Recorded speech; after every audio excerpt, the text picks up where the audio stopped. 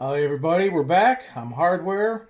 Again, we're going to do an unboxing of things that have already been unboxed. It's going to be the special edition figures offered by the Disney theme parks. That is Commander Pyre, the Mountain Trooper from Batuu, the Mouse Droid, as well as Kylo Ren. First one, my favorite, which I had to have. Take a look up here. This is going to be Commander Pyre. Commander Pyre is wearing gold armor, which looks a lot like Captain Phasma's chrome armor. He has a special edition F-11D blaster, plated in gold. If you notice, if you have this figure, or you have Captain Phasma, the armor going up into the belt makes the articulation a little tough to do, but otherwise an awesome figure. Typical of the Black Series. He's got a kind of a dark gray pauldron.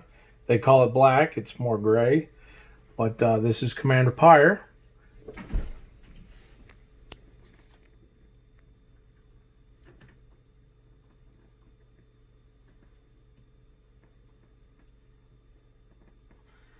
All right, the next one we'll take a look at. This is the Mountain Trooper. Mountain Trooper of Batuu. The armor looks reminiscent of that of the Shore Troopers from Rogue One. He's got a standard blaster rifle. I believe the blaster pistol also comes with him. I've seen some pictures with it on Commander Pyre, but I believe it's his. Again, as you can see, his armor is pretty close to that of what the Shore Troopers wore, which was a brown light tan.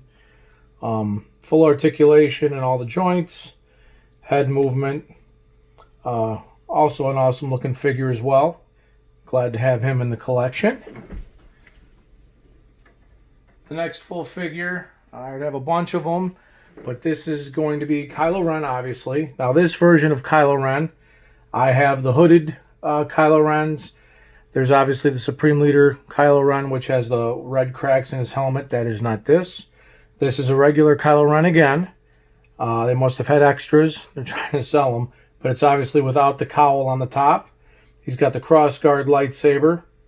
His hood, or I should say his cloak, is rubber, malleable, so it'll fit around him. He also has a lightsaber hilt for his crossguard that you can push into his belt so he can carry it as a normal lightsaber. Full articulation again.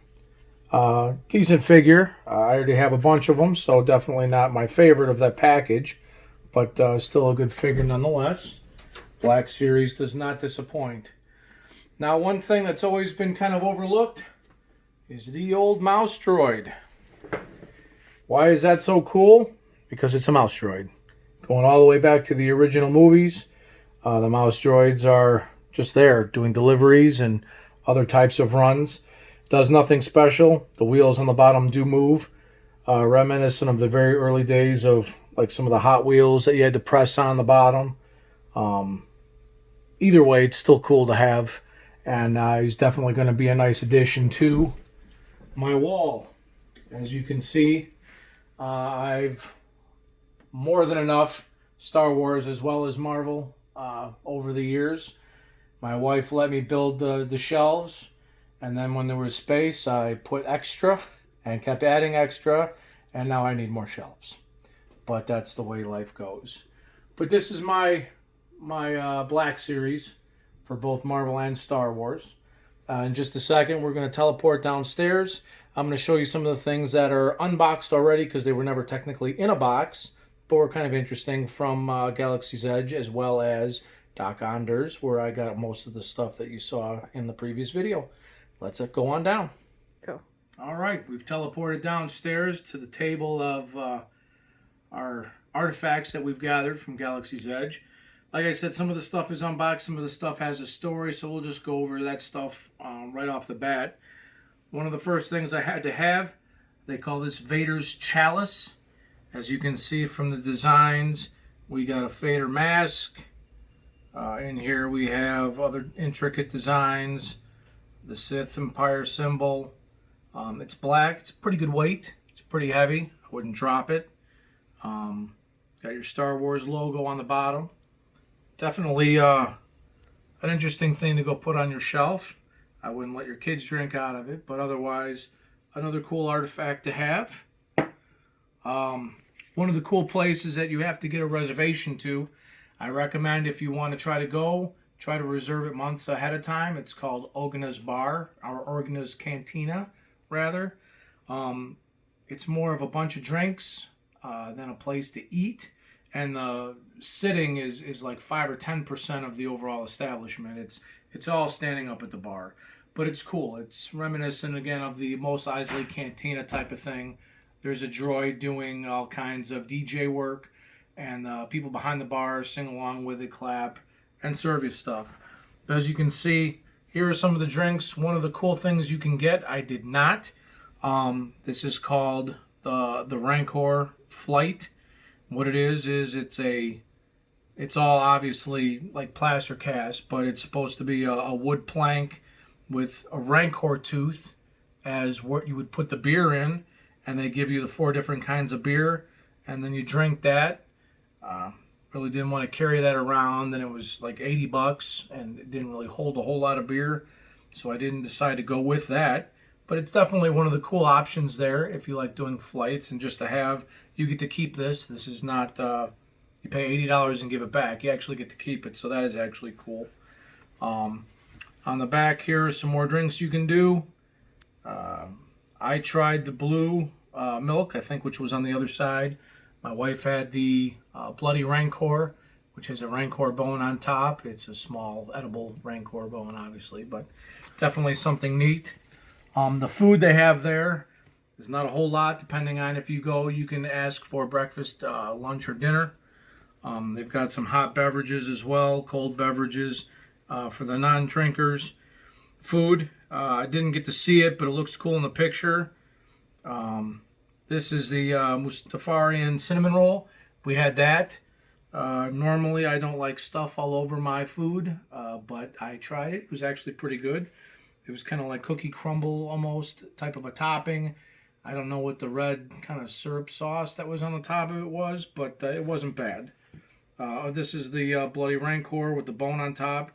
You're kind of thinking that the Bloody Rancor is going to be a very big drink. It definitely was not. So if you're expecting these drinks to be of a substantial size, they definitely are not. And there's nothing that you take away from there except for the Rancor Flight. You have to give everything back. I had the Blue Bantha, which is a kind of a fruitier blue milk, and it's got 2 cookies. I believe one of them was a sugar cookie. One of them was like an oatmeal cookie, which is not my favorite. But it's got some kind of tentacle that they use for icing to make the tentacle, which made it kind of cool. Wasn't the best. It wasn't the worst. It's more for the atmosphere. It's definitely worth going. Personally, it wasn't something I would do over and over again, especially with their prices, but it was definitely cool to do.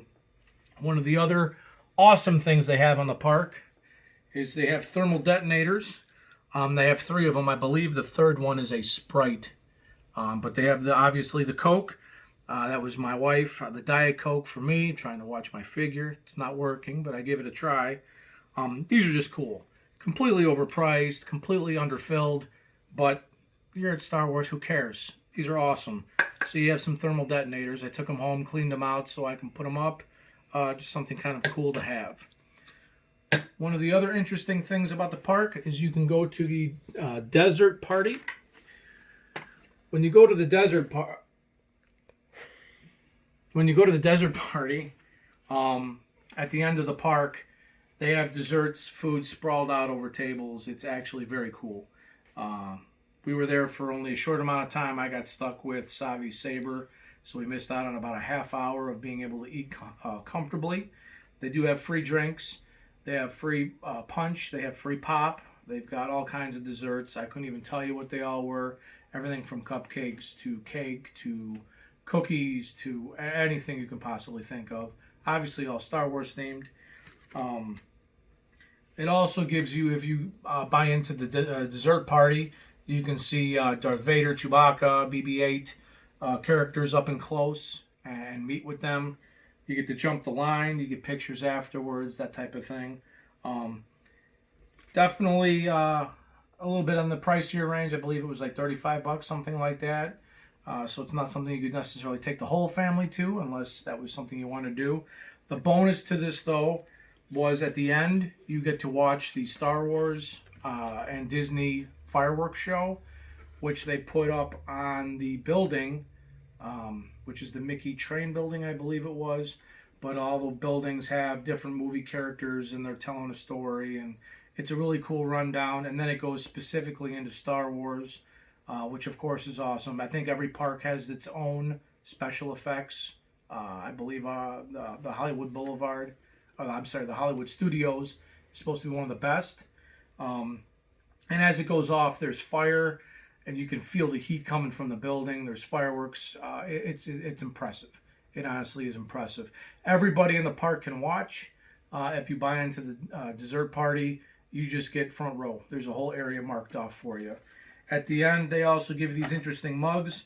Nothing spectacular. It's plastic. Don't drop it. I saw 2 people drop them while we were walking to the fireworks.